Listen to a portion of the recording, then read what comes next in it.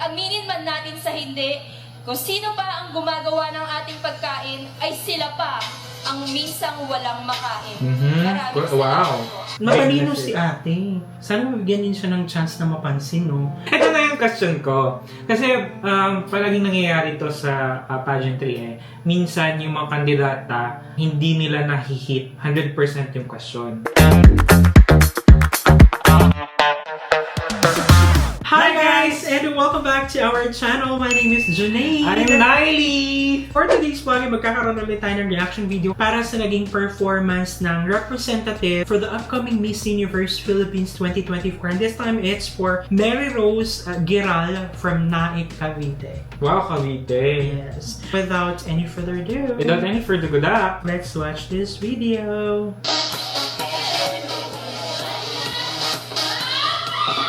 wow!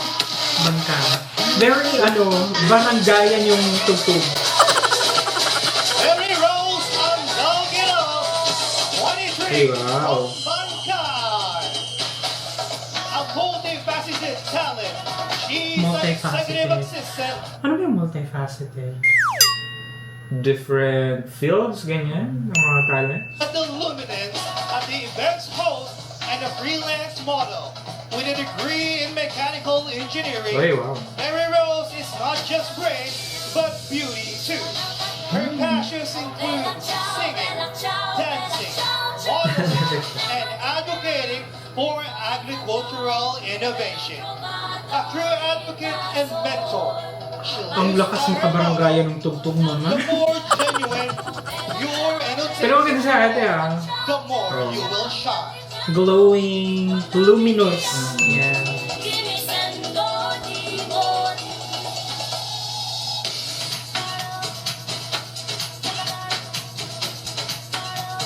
Pag ganyan, kailangan ko kasi talagang i-own yung moment.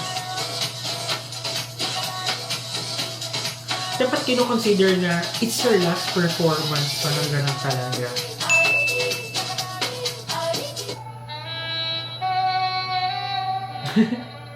Ba't ka natawa? Yung Sa banda sa Ay. yung likod.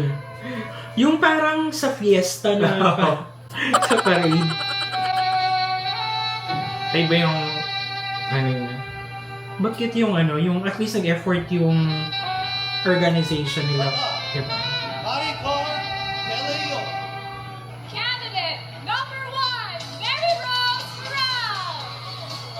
Hello, Taikainas. I am Mary Rose Andalguero. I'm 23 years old and proud to represent Barangay Bangkaan. The reason why I joined Miss Universe Philippines Naik, first is that it is one of my wildest dreams, and the second is that I want to become an advocate and become the spokesperson of our fishermen and farmers. My heart goes for innovating their traditional methods. Once again, this is Mary Rose Andalguero, and I am Nice. inviting everyone At least yung advocacy niya malinaw and close to her heart kung ano yung Paano tinapos ka niya. nahubog ng naib bilang isang babae? Again, paano ka nahubog ng naib bilang isang babae? Maraming salamat sa inyong katanungan. Muli, magandang gabi sa ating lahat.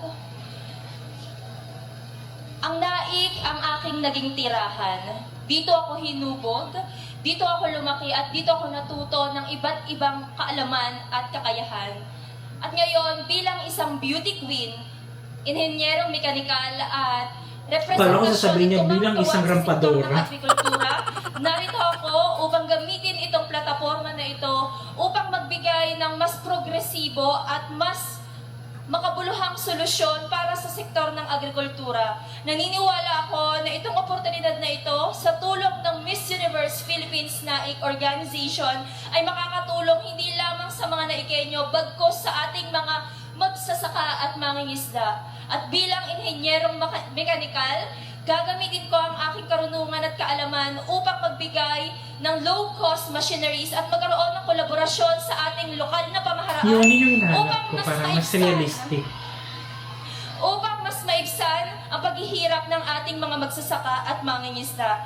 Dahil aminin man natin sa hindi, kung sino pa ang gumagawa ng ating pagkain, ay sila pa ang minsang walang makain. Mhm. Maraming Wow. salamat po. Matalino Big si ate. Magaling. Kumbaga, sana mabigyan din siya ng chance na mapansin, no? Kita ko sa sagot niya kasi, may mga sumasagot kasi na, ang gagawin ko, inaako lang. Yung sa kanya kasi, I will use this platform, makikipag-coordinate sa gantong organization or what, para dun sa solusyon. Hindi yung masyadong empowered na masyado na, may gano'n kasi na dating. Base sa sagot niya, meron akong question mamaya at the end of the video. Curious lang ako kung ano yung thoughts mo regarding that. Course, that means your Miss Universe Philippines Naik is candidate number 1, Mary Rose Duran! Very simple yung naging ano nila. Pero may kumbaga may essence.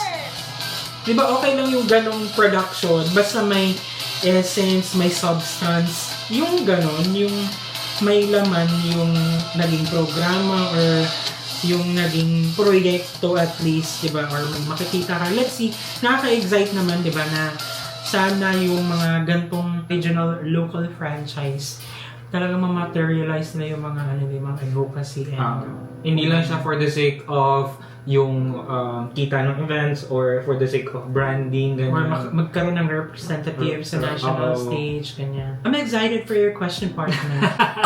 Ito na yung question ko. Kasi palaging nangyayari to sa pageantry minsan yung mga kandidata, hindi nila nahihit 100% yung question. Pero, minsan pag hindi nila nahihit, tiniturn nila into personal advocacy at in the end, parang mas nagiging impactful yung sagot. Pero, it misses the question. So, how do you weigh that kind of answer? Depende kasi kung siguro kung hindi nantong na-miss talaga or let's say, kumbaga nilihis niya na nga yung sagot niya tapos wala pang impact, wala talaga yun. Pero kapag ka nilihis niya, nakuha niya, na-relate niya dun sa advocacy or dun sa slogan ng organization, that makes an impact. Madalas, hindi lang naman talaga yung gabing yun na yun, yung pagbabasehan ng mga ibang judges dyan eh. 'Di ba? Kung ano yung naging treatment niya towards the people behind the organization, kung maayos ba tong katrabaho, madali ba tong katrabaho, yung gano'n. I think ang daming kailangan i-consider. Hindi lang tayong fans, kasi tayong fans, aminin na natin sa hindi, yung engagement ng isang show, 'di ba? So, dapat hindi tayo nagiging sobrang affected na masyado na parang makikipag-away niya whatsoever. Hindi ganun. Kasi tayong fan, parang go kung siya manalo, kung hindi, at least, di ba ginawa niya yung best niya, na-represent niya na maayos yung lugar natin or what. Diba? So yun lang, and Hindi may tatanong sa akin. Sige, okay na. Huwag na. sige, kung ikaw nga, I agree to what you said kasi at the end of the day, it's a show. Hindi naman siya academic, hindi naman siya debate, kumbaga. And we need to understand na para malihis mo yung sagot mo into more impactful na message is actually brilliant. That's it's a high level of intelligence, kumbaga. So, yun, kudos sa girls sa mga magagaling. Sasabihin mo lang din pala na nag-agree ka sa sinabi ko. Kailangan dumagkaiba tayo ng sagot pala.